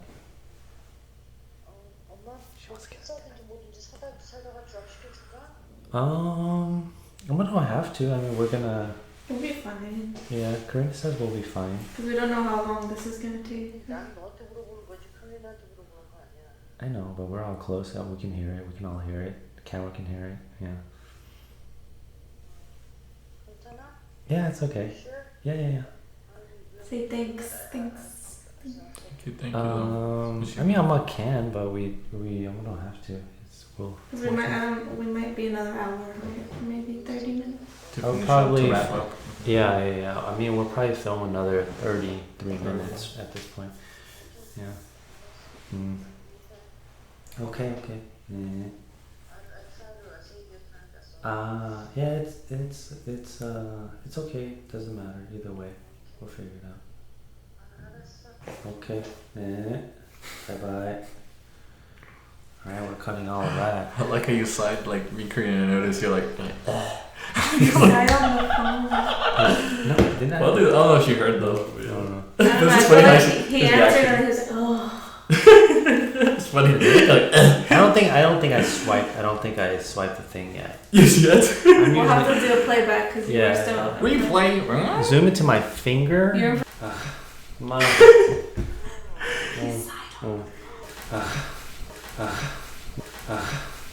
Where we would be close to the set already. Because you have to get out of the tent, then you go to the set, but then there's like another part of the set where you actually film, right? Mm-hmm. You're outside of the set because we're outside the mansion, but they were filming inside the mansion. So I was right outside the mansion, and every now and then they'll be like, the producer will come out like, okay, we just need 3 people, anybody. And at first I was like, you guys could go, or whatever. Some people will go in there quick. They were going there super quick. I'm like, damn, you guys chill. Running, jogging. No, running's full on fucking sprint. Wow. They would like go to the door like freaking cockroaches. I'm like, Jesus. And I'm like jocks, right? They want to show their form. Well, some of them weren't even jocks. Like he would just say, "Oh, anybody who was in that the set area." And he was like, 3 people, anybody, and the people always run. And I'm like, damn, chill. But I saw why people did that because there was only a couple of times he would say that when you were outside of the set, right outside of the set. And it was and he will pick him at times sometimes. So that's why people would want to get in there as soon as they can, because you have a better chance of being inside the scene. Yeah. That's why I see so many people were trying to get in there. I'm like, oh. But at one point, I realized that, and then when one came out, the producer was like, anybody, 3 people. I fucking booked it too. I'm like, all right, I'm a jock too right now, so we can let's run there. I mean, you probably had an advantage because you have soccer legs. Maybe. I was wearing some nice shoes, I guess, so it helped out. Maybe we've raced before, and you're definitely I was just waiting until they come out, and I was gonna sprint. It was like literally a sprint to the door, and so I saw how they shot the set, and it was eye catching for sure. I was like, damn, this is how it is. They had a whole dolly up in the ceiling where it looked like a mine cart. You know, like in the old schools, like a roller coaster. It's just like a dolly with the camera and it's like rolling around the ceiling. Uh-huh. I'm like, shit. And then you have all these lights around. Right. And then it's very like, it's the big leagues. Like you're literally looking at the big leagues. I'm like, oh shit, this is crazy. It's like imagine you're a soccer fan or a football fan, and you go to a football game and you're like on the front row, like that's what VIP seats. Basically, it felt like you're literally next to the athlete, basically. And I was literally next to at one point. I had this little story where one of the actors was doing his lines and he was looking at me the whole time in one of the scenes. He would literally look at me the whole time, and I was like, fuck, I can't say anything or I can't throw him off. So you're excited. So I was just like, at one point he was doing the cheers, right? He was like, okay, cheers to this new year or whatever. Yeah. And then he was saying his lines but looking at me. And that was his scene. I was just like this. I was at the jock. I was like, yeah. I didn't say anything. I just had to be like, so I looked at him, but he was saying all his lines. I'm like, damn, that's a good poker face. You kept it going. I'm like, that was professional acting right there. Because he literally looked at me. He just phased through me. Like he didn't probably think about like, who's this freaking Mexican looking varsity dude? You know what I mean? He was just like thinking about his lines, but he was looking at me while he was doing that. So I was like, oh shit. He looked past the cute 8 with the eyebrows. If I did something, like if I moved around like a crazy person, cute 8. But if just right past that symmetry. How can he pass through this 8? Jesus, he must be a 10. But no, he was a good-looking dude too. Yeah. He was one of the jocks. He was like doing the cheers and he was doing his own lines. Yeah. And then he was just kind of saying his lines, and I was like, what if I were to throw him off? I was doing some other crazy shit. Yeah, that's a little. They'll kick me out then. Okay. Probably. Because he'll say like, oh, that freaking extra. What is he doing? Yeah. But I was trying to make him, I was working with him in a way, and then, I don't know. I felt like I wasn't set, and I was a worker, and they paid me to be. And you were vibing off. There was this sort of symbiotic. Like I know he's acting. I'm an actor, even though I'm just an extra. I'll act for you. I'll help you out. Don't you worry. To be as real of a person you're just looking at person. Yeah, it was so weird. Like I wish I could go back to do that same thing where I could see like how he's doing it. I have a question though. Yeah. Didn't you not go the next day? I did not go the next day. That's one big thing, and I should have probably gone back. Why didn't you go? I don't know. Like I don't know why. Maybe it's just more like. Well, there was a part where I was lazy for sure. I didn't want to go. Like the thing is, it's a long day shoot. You're just there basically 10 hours. But I thought you were excited to be in the big leagues. But no, the thing is, I am. And this is like I don't know. I felt like it was like a. Like I had to like a. What did I tell you? What did I tell you? What? When you told me you didn't go, what did I say? That you should go.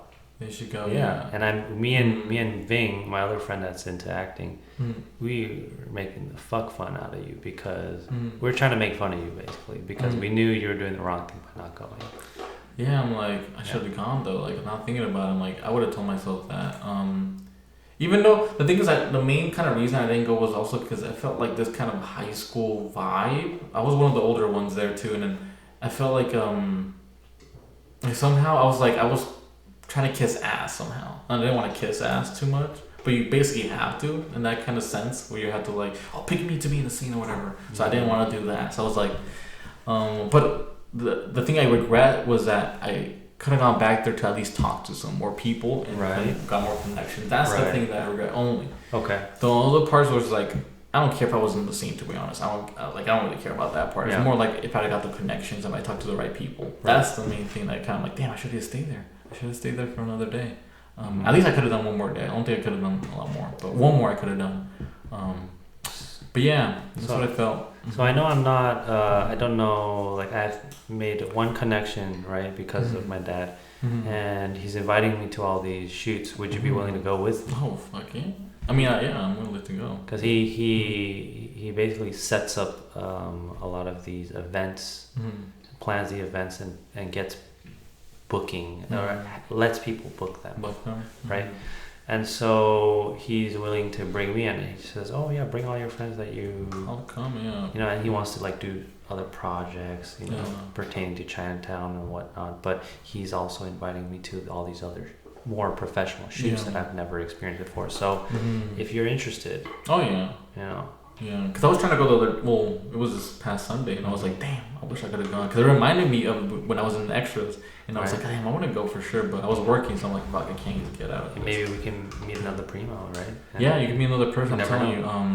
Yeah, and I met some cool people when I was in that set. But I wish I could have met more people too. Right.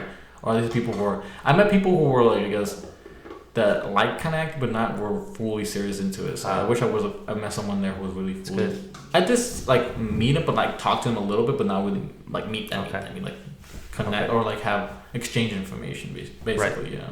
Cool. So if I were to, I only know what I know about you, right? And so I know that we work on projects together. We do sort of these amateurish short film. This seems funny to me. Sort of comedy, right? And I'm not downplaying what we have, but that's what it is. We're figuring it out, and I like to think that we're getting better and better. One more time, plug our new video. Really proud of this video. I think some of the best acting we've done, or if at the very least, I think the storytelling is on just bumped up on another level, and I'm really happy about it. It's called when you're texting and he's driving. Okay, I know I said it before, but in case someone jumped, it confuses me at times because I'm on my way. But yeah, we work on these projects together, right? And they're very independent and whatnot. Where do you feel like you're at creatively now? And maybe we'll end off on that. I feel like I still got so much to learn. I still want to learn so much. Like, I'm barely touching the tip of the iceberg. I'm barely at the very bottom. I'm not even in the iceberg itself. I'm like in the friggin' water, you know. And I gotta get to the iceberg, and I feel like once I get to the iceberg, I can start climbing faster and faster. But or maybe the iceberg hasn't even formed. You're waiting for it to form. Yeah. Or maybe like I don't. Maybe having seen the iceberg, it's around me, and I can't tell where do I go, which iceberg. Or maybe you're like Avatar Aang, and you're inside of the iceberg. You don't. You're just too frozen to do anything. It's not even an iceberg. Wow. Maybe we're like out of the analogy now. Well, probably. I'm like, where can we go with this analogy? So where do you feel Avatar state, not the Avatar state just yet. And I think if that was pretty good. The rolling the eyes thing you did just now. yeah. For sure, we should not do it here when it's haunted a little bit. Yeah. And put do your eyebrows like kind of like crease them like this. So then that's the down of the arrow, and then all you need is a line now. You don't even need be like a punk rocker thing. Yeah. But no, I mean, going back to that, I mean, which stage am I at right now? I don't know. Or just don't even think about stages. Like, where do you feel like? Where are you creatively now? Right. That's like half the question, but I think you should answer that first. Where are you creatively now, right? You did the 13 reasons why. You're extra for one thing, right? You figured out that maybe you should have went the second day. You're doing independent short skits, right? And we're trying to grow a channel together, which is a whole different process in itself. At the same time, you're doing painting, and maybe family members are paying you for certain things. So where do you feel like you are creatively now?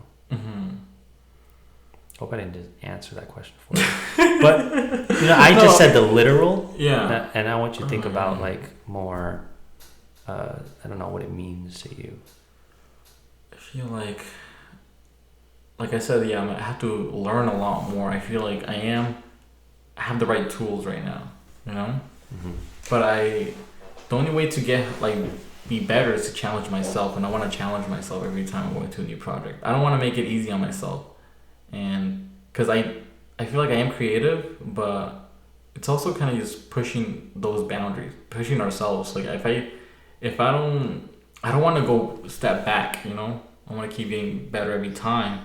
So I'm at that point where I want to challenge myself every time, and I don't want to make it easy on myself. I don't want to take that easy way out to making a video or a skit.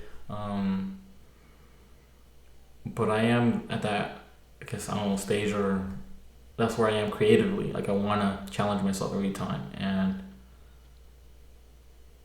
because I feel like I have all that potential right there, but just kind of like it's barely there. Like it's, I don't know. It's weird, right? I don't know how to describe it, but like I want to challenge myself to get better every time, but I'm trying to figure out how. Right. I guess in that process right now, like how do I challenge myself? How do I put these? I mean, these are also little goals, I guess, like trying to get better in acting, filming, writing. I mean, how do you challenge yourself? Are you not challenging yourself enough? Do you feel like the projects you're doing are too easy? No, not too easy, because I still get like challenges where I'm like, I have writer's block and I can't like think of anything right there. But then I feel like there's got to be another avenue where I could approach how to like write a skit, because then sometimes I'll approach it one way and I'm like, this is not the right way to do it, but so I still you think do a it. system, you want more of a systematic process, or develop your own process? No, like, I feel like I'm barely starting to figure out that process, like that structure. Like, okay, this works, but then I also want to make it challenging for myself. Because if something works, but it's not challenging, it's not going to make you better, Right. So, but is that a thing? But again, like, are your projects not challenging enough right now, or why do you emphasize the? I don't know. It's thinking like, because I wanna. I'm trying to get better. I know myself. Like I need to get a lot more better. Like I can see the results, right? But I'm saying, okay, like for my acting, I'm like, I can do this and that to get better at acting. So I'm like, I have to do this certain thing in the next project to get better at acting. Right.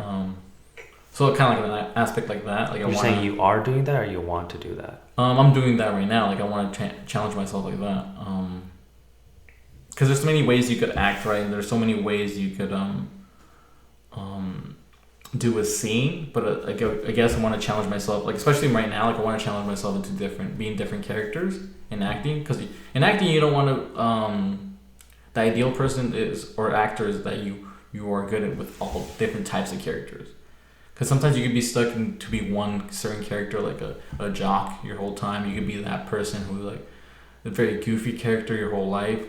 And they taught us that somehow, I think a little bit in an acting class. Like you could be a certain type of character, or you could be building to be all these different type of other characters and be good at them too. And you can play them well too. Wouldn't the risk be sort of like, say, maybe we were talking about you being a sportsman, right? And that was kind of your first thing, was it not? And then you became an artsman after, and then you maybe became a goofiesman after.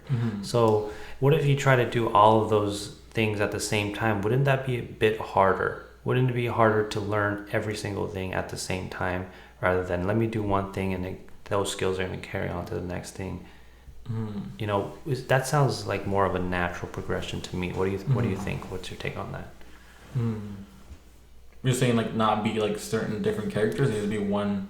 Well, just be the best out of that one character in that game. Metaphorically speaking, like if you try to be 8 characters in 1 week, you might not learn anything. Is what I'm saying. Yeah, that makes sense too. Yeah, like you wouldn't want to like, what is it like? What's the word? Burn yourself out, basically. Trying to do all these type of characters, but you just want to zone in on one, right? Not even burning yourself out, but imagine like you're trying to learn soccer, be an artist, and be a comedian at the same time. You're not going to really learn. Yeah. Right? So just using that metaphor and somehow trying to apply that to the whole character thing. I'm not an actor, but I would imagine if, say, like what I see with Caleb City, that YouTuber, right? He plays like 7 characters in one skit. And he's like, here, I'm a coyote, and then I'm gonna play a fish, and then I don't know, whatever it is. That's probably hard to do, and he probably didn't start out doing that. He probably started out playing 1 or 2 characters, and then he branched out and learned another, and then one day he put it all together, right? I guess I have to use, I don't know, because it depends. What if I just go to one character the whole time, and then maybe from there I'll learn how to do the other characters, right? Because maybe that's one method of approaching it, right? You zone in on one character the whole time, and then somehow the life skills that I learned in the past will help me out to create a new character, and I could create it helps me develop these other characters, and I can perfect them, basically. You have a nice frame of reference to see what's similar and what's different. Is the advantage there. Yeah, so I could do that, or there's the other option where I have to just somehow make it work, where I have to get all these different characters all at once. But I guess that's not ideal. Now thinking about it is not ideal, right? To get them all. Well, I don't know. I think maybe people have approached it differently, where they could handle that, or how they could handle it and perfect it, where it's not like it doesn't look all shitty, or you don't perform it all shitty, all those different characters. Which I'm still trying to figure out myself. I don't know, like I do want to perfect all these things. Like, I want to perfect video editing. I want to perfect my acting, my filmmaking, my writing. Yeah. I think what you're doing right now is good. I guess it's all, but it all encompasses, I guess, this like filming kind of the video world, basically. Yeah. I think what you're doing right now is good. You're taking a one character, and you're writing your lines and trying to embody one character each skit there, and you have enough time to explore who that character is. Rather than trying to play 3 characters at once, and that might be a bit too overwhelming, and tapping into each character will take even more time. So it's like, if you want to post like we do, like every other week, then you have to do what you can manage at least at this point in our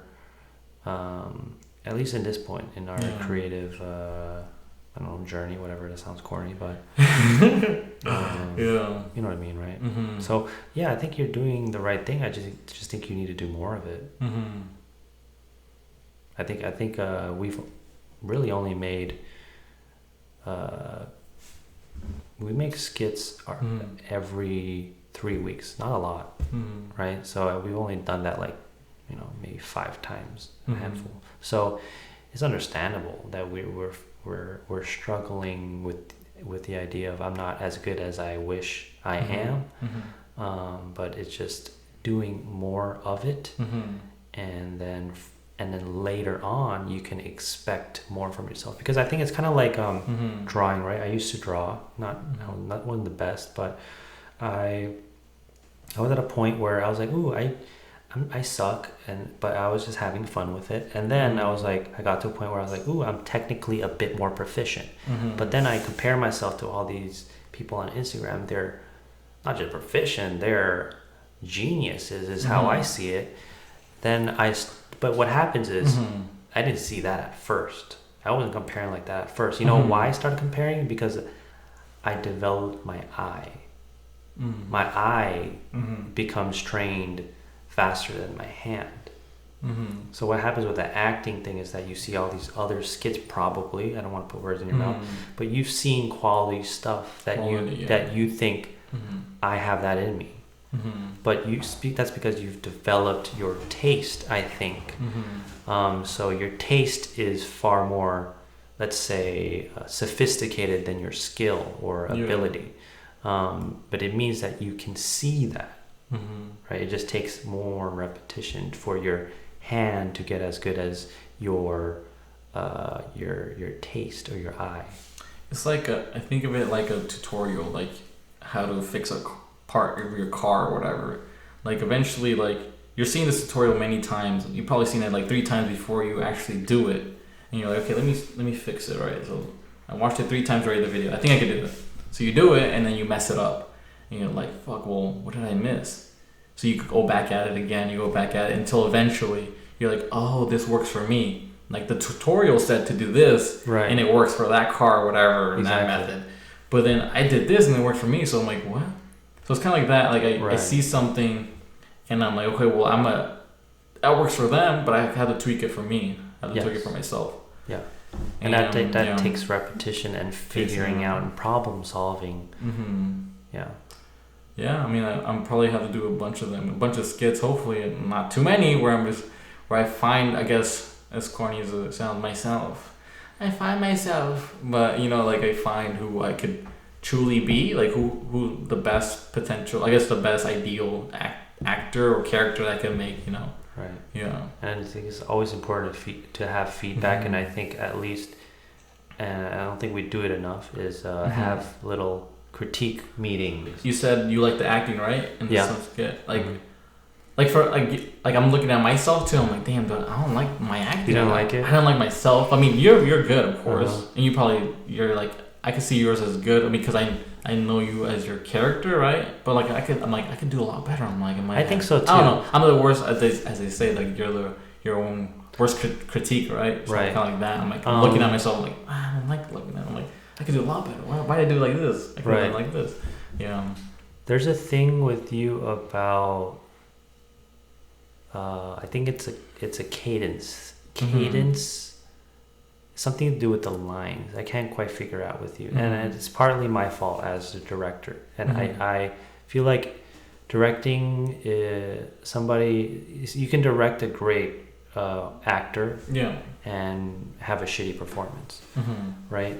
And so I still feel like with when I include you in my skits, I have to figure out a way to tap into your cadence. The way that you speak is different, and I think when you're on acting mode, sometimes you play this cadence that doesn't suit you, so it feels unnatural. I think in this skit, I think you played your part. I think you're more of like a setup for my character, and I think you performed well enough as the setup, but I do feel that in saying some of the lines you didn't feel natural, but some of the lines you did feel natural. I think you know which ones they were, and so it's just like I said, when I watched it on mute, like a whole clip, I could tell when the part we started acting was, and it was jarring. It was jarring. You can tell. Yeah, so I think to find I think it's definitely a directing thing on my part. but it's also a cadence thing that you have to figure out, like how to speak on your cadence, you know? Because I think you have to learn how to act. I don't know shit, but I think it's nice to know how you act as yourself as a sort of baseline. Yeah. Then you could, and knowing how to perform as yourself. Yeah. And that's what we tried to do with this past skit. Yeah. And we struggled with it a little bit, but we also haven't done it much. Yeah. So it goes back to the whole repetition thing. Yeah. It's do you feel what I'm saying? Yeah, it's like, because I've done some stuff where I'm like, I've acted like scenes in my acting class, and I like the performances because I'm like, I think maybe because I repeated them multiple times until I found the right character that fits me in that scene. Right. And then I guess you get your audience reaction, or like my classmates will be like, oh, that was a very good scene, you did very good. But I also see myself, I'm like, oh yeah, I did do good in that one. That was a lot better than the last take. Yeah. Or the last time that because we would have multiple tries, or like just a couple. And I'm like, yeah, this one I did a lot. I don't know, I was more in the character. I was more like seeing that character. Eventually, right. I think when I eventually see that character, and I could somehow embody it a lot better. Right. But sometimes it's hard to see it. Yeah. And I think with this last one, we didn't prepare too much enough, to see that character. And we didn't spend enough time knowing the character. Yeah. And then the whole thing about you saying you practice is that first you know the character and you take direction maybe, and then you through repetition you practice. Yeah. Let me get this character down now that I know who he is. Yeah. Right. And so we didn't do neither of those things, which is why maybe you felt like your performance was lackluster. Yeah, I kind of approach it like a method acting, like in a way. Like I sometimes really embody that whole character throughout the whole week. Yeah, like really think about like, I'm this person. If he's a douchebag, I'll act like a douchebag throughout the week. If he's more of a passive guy, I'll act more like a passive. You know, beta bitch. Right. Does have to be a beta. Which is the character I played in this skit right here. Third time popping up. No, but I don't know if you could do that 3 times. I probably just once. Yeah. the whole time we're just pointing up. Is there any last things you would like to say or manifest into the universe before we end this episode? Because we're dinner. If there's a good opportunity that throws something into your life, just take it, you know? Because then, of course, you're going to regret it. I mean, if it seems good and everything in the plate, it shows everything's good, just take it, you know? It won't hurt. Yeah.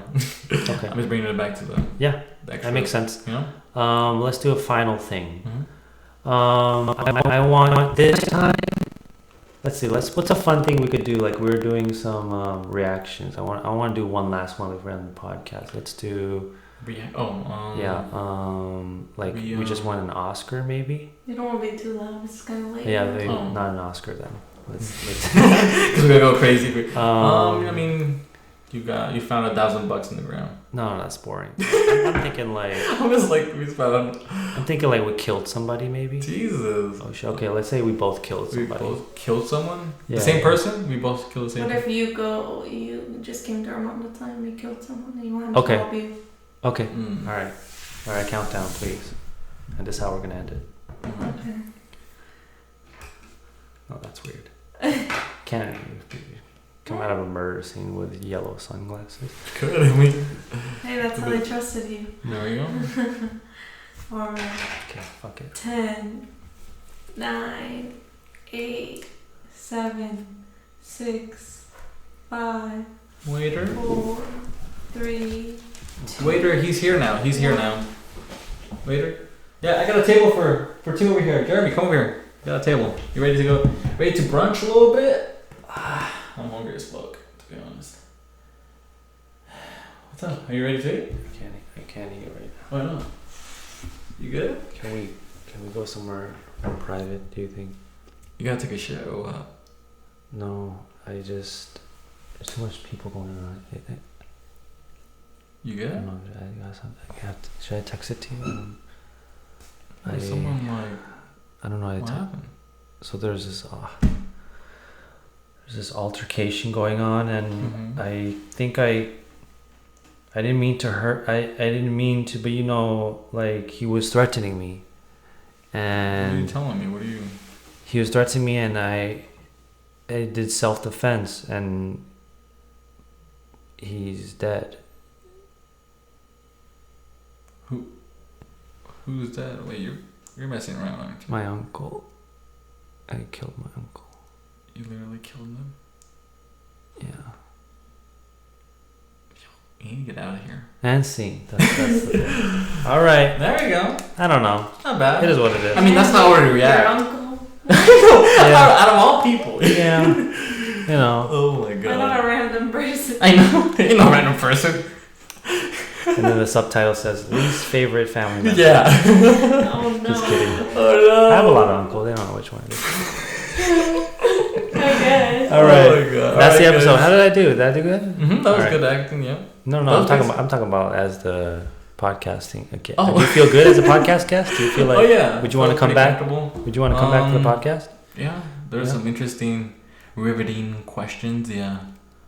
Would you tell your friends about it to be like, oh, I went to this podcast. It was fun. You should go too. It was very information. Like it was very a learning process going into this. Like I learned myself about something about myself. So I think if someone were to come in like that too, and they learn something about themselves, I think why not? Why wouldn't they tell someone that they know about the podcast?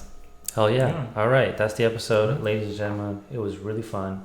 I got to know this man more, and let's grow this channel and hit that like, subscribe, and comment. Because we don't say that. I don't even think we say that enough. Maybe I don't know if we put it in the titles at the end. I don't know. Yeah. Let's just say. Let's say it again one more time. Like, subscribe, and comment. Do Shemi smile. We really appreciate it. Aww.